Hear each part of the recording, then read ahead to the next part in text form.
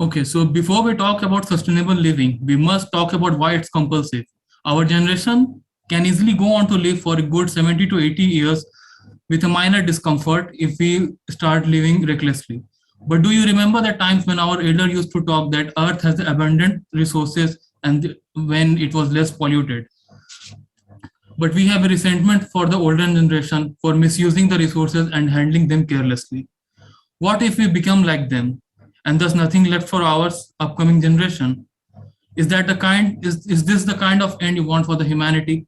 If the future scenario stresses you, it's a high time we should learn about sustainable living.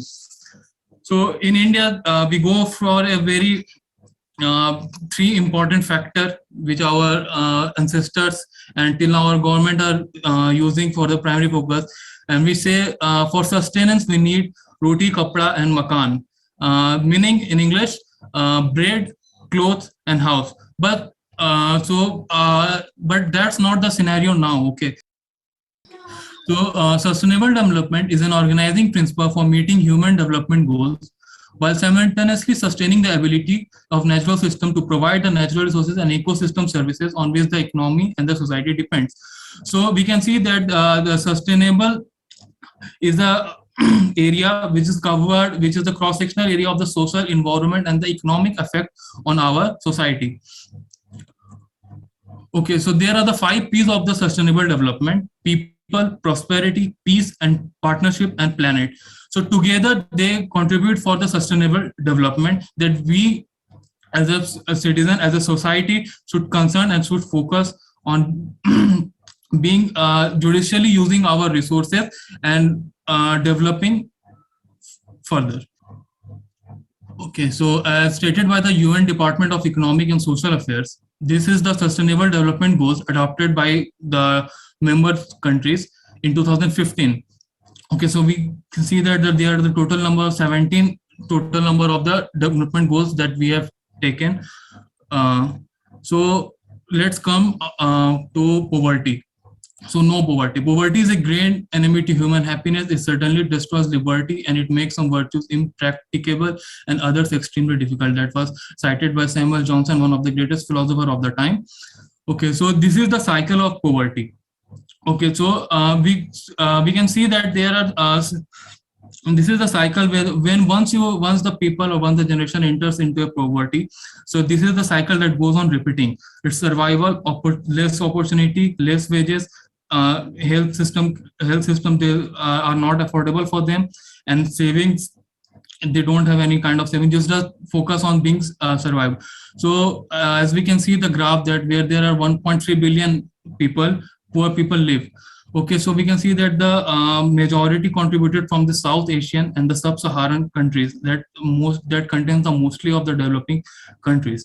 So this was the index this is a multidimensional poverty index. Okay, so multidimensional poverty index is a type of index that not only focuses on the wages that certainly defines that current now the wages is $1.23 per day. If you are earning less than per day, that's when you are that's come on below the poverty line. But that not with the case. It focuses on the all prospects of the life, poverty, hunger, quality education, and all of this stuff. But lastly, I want to conclude by a famous philosopher of our philosopher and the political leader of our country, Mahatma Gandhi, that there is in this planet there is everything for the people's need, but not for anyone's greed. Thank you. Any suggestions or any measures that India should take to efficiently implement its sustainable development goals? Okay, so we see in scenario like this. Okay, so where there's a poverty, there is a hunger. So what's the main tool that we can use to fight for? So literacy and education, I think, is the most significant tool. So we can fight for the any enemies of our society. Okay, so if I have included, but right now I can't show you that in my slide, that as the literacy rate increased from 1475, we take the data from 1475 to 2015. So at the literacy rate increased, the poverty and the hunger graph decreased simultaneously. Okay, so it's more or less the directly proportional graph.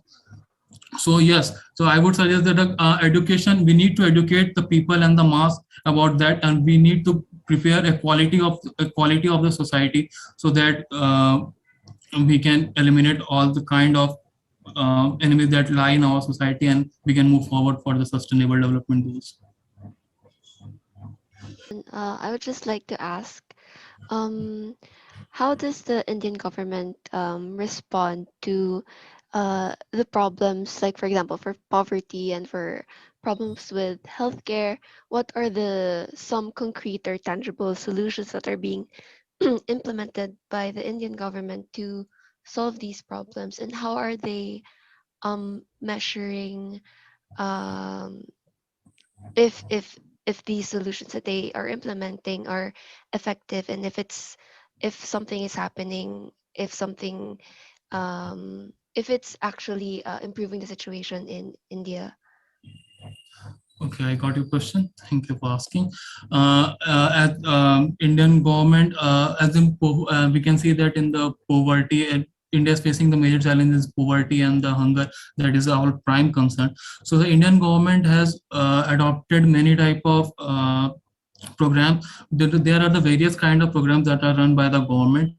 Okay, so we can say that some, I can name some of them, is that prime minister housing facilities be given through the prime minister's fund. Okay, so there are many funds that are raised by our the central government, and in to fight hunger in India, you can get meal for about only 5 rupees.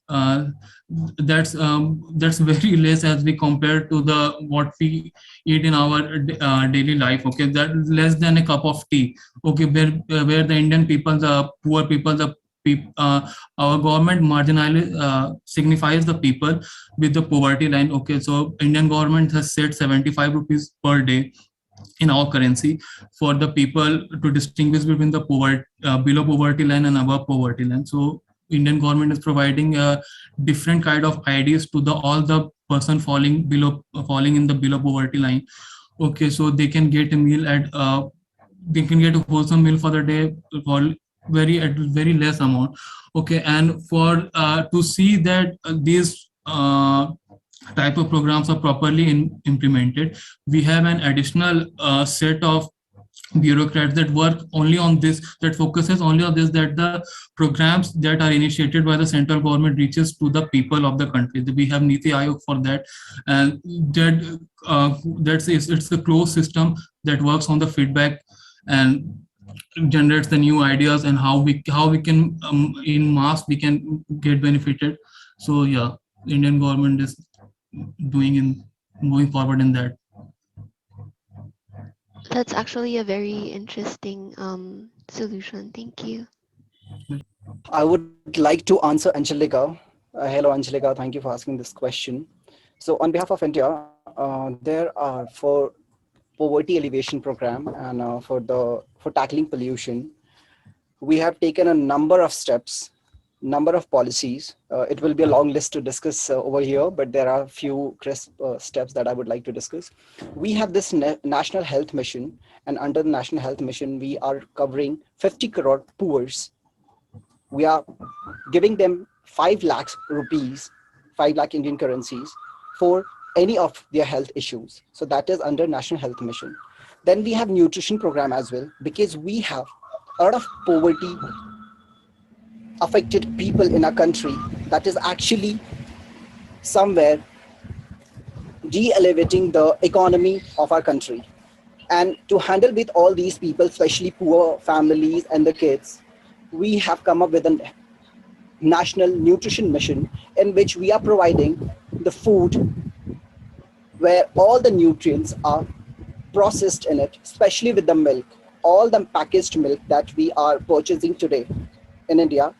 These all are mentioned or endowed with number of nutrients which is actually required, which will actually improve the basic health problems of the Indian people, especially the one who's living under the poverty line. To tackle the pollution, we have introduced a lot of, we have just changed our national education policy as well in terms of education, that is NEP, and we have changed the National Transportation Mission, where we are building better roads, where we are actually building on means we are actually mechanizing the two-wheelers, four-wheelers, or the whole transportation system.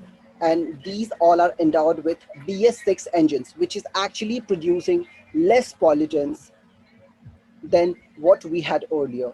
We are also refining our fuel system, where we are using a better refined fuel system and the fuels as well, which is combined with the BS6 engines. So these are some of the things. I'm talking about BS6 engines here because we have this. We are huge in number, and we have huge line of transportation and vehicles in our country that actually produces a lot of pollution. So to curb that, we are taking these measures. That's it. And I have a lot of list, but I cannot discuss it right now. Thank you very much. It's actually very nice that the Indian government is actually doing something to support the Sustainable Development Goals. Thank you. And my question is, do you think this pandemic is exacerbating the situation of poverty or division and disparity between poor people and affluent people? Can you please repeat the question?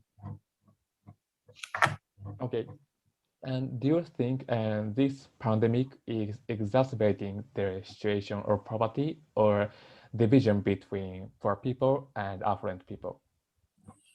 Yeah, in this pandemic situation, yeah, we can say that although there is a huge gap between the poor and the people who are above the poverty line, and that how we classify people here. Okay, so yeah, the pandemic has created a gap. Okay, but we are happy to see that not only our Indian government, but also some of the private companies, that are some of the industries that are extremely dedicated for India. Okay, so they are coming forward. They are providing the meals and all that, the free of cost to the people.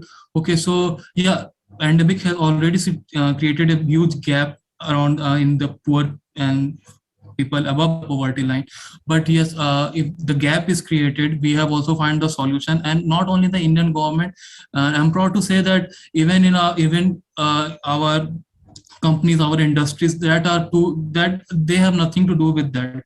Okay, but still they are focusing to converse the gap that has been created. Okay, so the poor people still can get all the facilities. Okay, so even in this COVID situation, where we have medical facilities and vaccination, there was no discrimination on base of if someone is poor or someone is APL or someone is BPL. So all the masses get same treatment for the government. So yes, a gap has been created, but yes, the policies and the effort of the people and the industries, they have maintained the gap and conversed the gap between them. Thank you for the presentation, Shubhu. I don't want to ask anything. I just wanted to add something. Like, people were discussing about that what the policies government are taking towards how to handle the SDG goals or how to handle the mission pandemic. The most important thing what I feel, there are a number of policies, there are a number of people are working towards it, but the main thing is, like, just not in India, and everywhere, like South Africa, we consider Yemen or anywhere, like, the main problem is the unequal distribution of the information. People are not getting the information about this policies only. The communication gap, the first thing we have to work towards is to break the communication gap in order to see that if the policies are working or there are policies for poverty or to no hunger, or there are a number of policies, actually not just one, but still it's not in reach of every people. So I think first we all need to focus on ending of this communication gap. We need to come up with idea for making the communication be feasible for everyone every time. Then only we can work on these policies. This is just what I want to add over here. So thank you. Thank you for your addition.